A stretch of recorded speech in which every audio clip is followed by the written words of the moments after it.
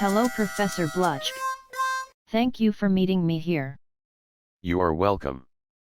I was working on the theory of relativity, but it didn't seem to have any real-world applications anyway, so I gave up. I had a few questions. In the lecture you mentioned a simple random sample. Is this just a sample that dropped out in grade 4? No, certainly not. Suppose I take a simple random sample of 5 students from my class of 100 students to do a probability experiment. For a simple random sample, every student has the same chance, 5 in 100, of being selected. What experiment? Is it fun? Of course it's fun. It's probability, isn't it? Each of the 5 students get to toss a coin 100 times and count the number of heads they obtain. Wow, that sounds like something I might like to do with my boyfriend Brad. What are the chances we are both selected in this sample? Well, that's the great thing about a simple random sample. Every pair of individuals has the same probability of being selected in the sample. Since there are 100 choose 2 or 4,950 pairs in my class, and 5 choose 2 or 10 pairs in the random sample, you and Brad would be selected together with probability 10 over 4,950. Oh no. I hate Prissy Fletcher.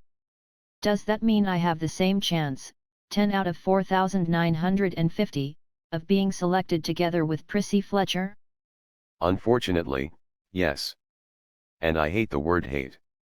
Besides, Prissy Fletcher is one of the best students in my class, even if she is a biatch. Okay, but also you went on and on about ordered samples and unordered samples. At first I thought that ordered samples were ones that you picked up on Amazon, but then where did the unordered ones come from? When do you use an ordered sample? I would use an ordered sample if I wanted to keep track of the order in which people were drawn for my sample. For example, if the first person drawn was the captain of the Stat 230 team and got to toss 200 coins as a special treat. Then which of these is a simple random sample? Was your sample ordered on unordered? The result of a simple random sample is a set. If you draw an element and place it in a set, it doesn't care whether it was drawn first or last.